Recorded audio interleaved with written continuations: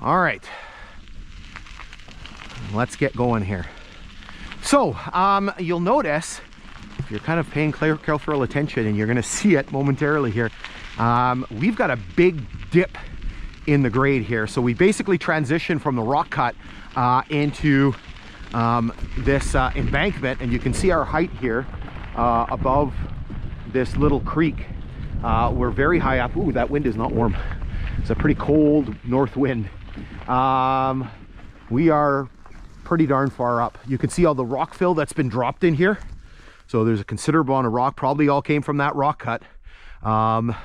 We got to be 50 or 60 feet up. So you'll see there's a massive, massive drop in the grade here. And this tells us that something subsided here. Okay, something basically let go. So when I came through here for the first time in July, we drove through here with a friend of mine.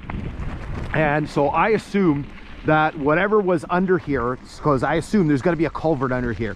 So I assumed whatever was here, right? So basically whatever waterway they had, or passageway they had for the water, actually I have to pump my legs here to get up, back up, because that's probably a good 6-7 foot drop there. Whatever they had down there collapsed. So in July, I went down, all the way down, both sides looked. You could hear the water kind of running through. So what I think was in here was that they had essentially like some rock culverts, right? Basically, they stacked the rocks to allow it to flow through. Now, what's interesting about that is after I did that hike, I got some documentation from Library and Archives Canada. And basically it talked about some of the upgrades that were done on this line, right on that sort of Canadian government railways into Canadian national railways period. So you'll notice I put a mark down here. So I get this documentation, and is there another train? So I get this documentation. So it tells me that according to this, this document is dated, and I'll put this up on the screen after, on the 29th of March 1920, so right at the beginning of the Canadian National period. Tenders for the construction of some concrete culverts on both the Fort William and Redditt subdivisions. The Redditt is up on the main line to the west of Armstrong. So basically what it says is that their tenders were for 2 concrete culverts at milepost 53.2 and 53.6. Well, I know kind of where this mileage is because Horne is back that way, and then the ballast pit that we're going to see up here is like 53.8 or something like that. So then I started thinking, I'm like, is there actually a culvert in here, right? Like, is this document correct? So I came through here at the end of September with another friend of mine, and what I did was I had kind of marked something. I kind of looked at the satellite photographs, and I kind of thought I saw something. So I went down and looked, and sure enough, there is a concrete culvert in here. And so according to this document, and again, I'll put this up on the screen. So the I guess the tender was accepted from the Carter Hall's Aldinger company of Winnipeg, and they did a lot of structures on this line. So basically they did the Strawberry Creek culvert. They did the stream tunnel, which is further to the east here by Flat. They did a whole bunch of structures on this line. There's another friggin' train. That's crazy, right? Like, this is like the 6th train I've heard today. That's like unbelievable, like the crazy amount of traffic today. Anyway, keep talking about the dead railway line, Dave. Anyway, so essentially they were going to replace whatever was here. Maybe there was an embankment here, a trestle here, and they were going to replace it. So this was located at milepost 5.3 of the Lake Superior subdivision at the time. And so Carter Hall's Aldinger bid $11,507.75 for the replacement of this. And so they did put in a concrete culvert. Now there's a little twist to it. So what you're going to see momentarily is we're going to go down and have a look at it.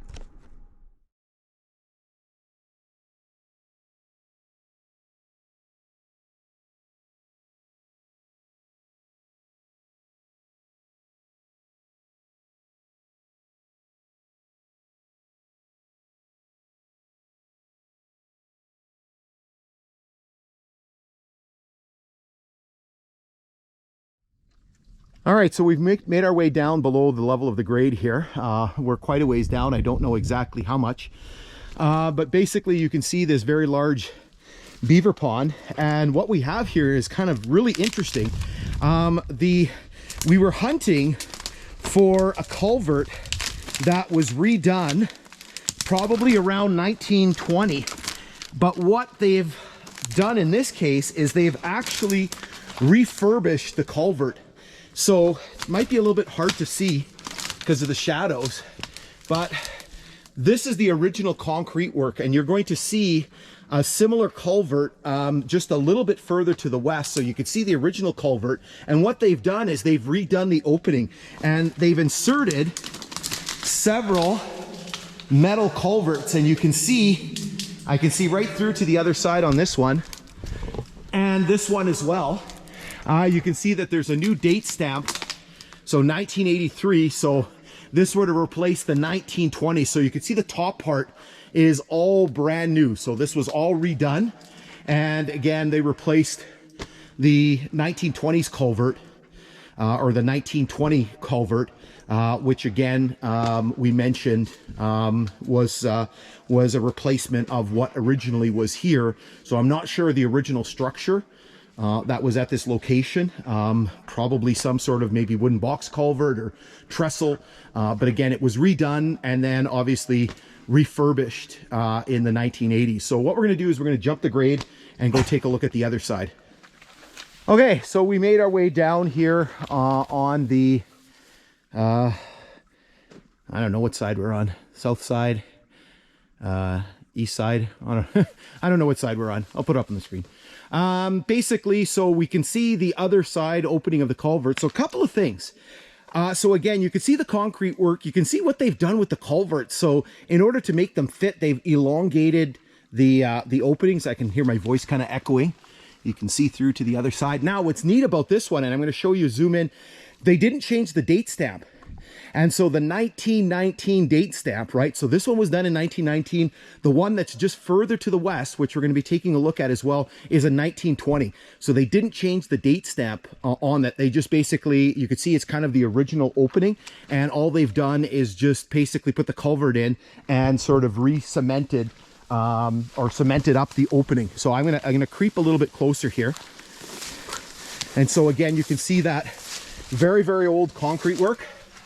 And so you can see that it does look old, and there's the 1919 on there, right? You can see some work, that you can see some boards sticking up. So maybe when they built it, you can see maybe some of the boards that were used as part of the original cribbing. I don't know, or when they redid this, when they fixed it up. So again, this is really neat to see this. All right, so let's jump back up on the grade and head west, and eventually we'll come up to the sister culvert for this one.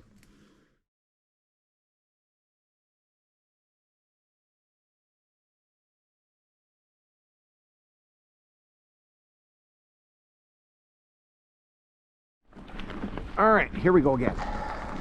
So leaving that culvert behind, we have another one coming up that was built by the same company, just a little ways further ahead. Got to finish going through this embankment. Again, you probably would have imagined that originally this would have been a trestle, because there is a photograph, for example, of the Flett Tunnel, which is a very famous landmark on this line, and it's a picture of the western portal of the tunnel, and basically you can see that in front of it is a whole bunch of trestle work. And some of those documents that I got talks about the fact that there was a lot of upgrades. There was a lot of things that needed to be replaced on this line when it was the Canadian Government Railways, Canadian National Railway time. Again, you can see our height above here, all full of jack pines in there. Ugh. Okay, 1503. So we're continuing to climb here, and so we've got another little cut here. Maybe is it a rock cut? Maybe it's some rock work in here. You can see very sandy and stuff in here. Again, probably a lot of glacial till pushed up. So you can just see a wee little bit of rock here and there. Mostly just sort of a cut.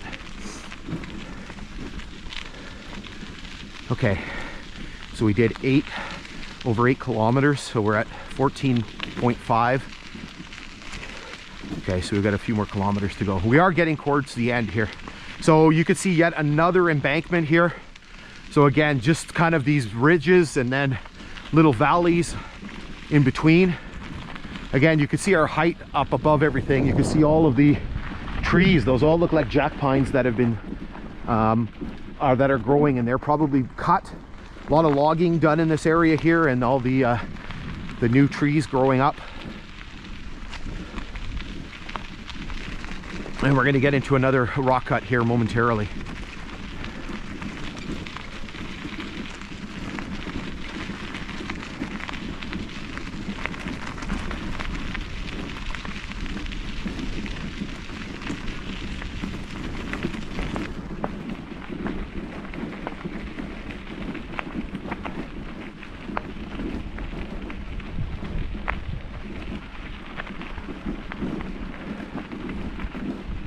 All right, here we go. More rock work. So you can see the rock interspersed here, or the jack pines interspersed in front of the rock cut. So you can see mostly it's on the east side, again, curving around this ridge. And again, I don't know how much they would have taken off of here, but you can see that top part is at over 15 feet here. And it gets even higher up at the top there. That's probably closer to 20 feet. You can see a lot less work here, but you can imagine this kind of angling down. And so again, it looks like that was kind of cut off. That was blasted out on that east side here.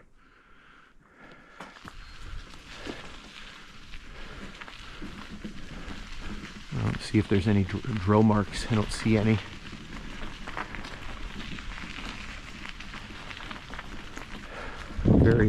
Very sheer sides here. Okay, let's stop here momentarily so I can check the battery, and we'll keep plugging along.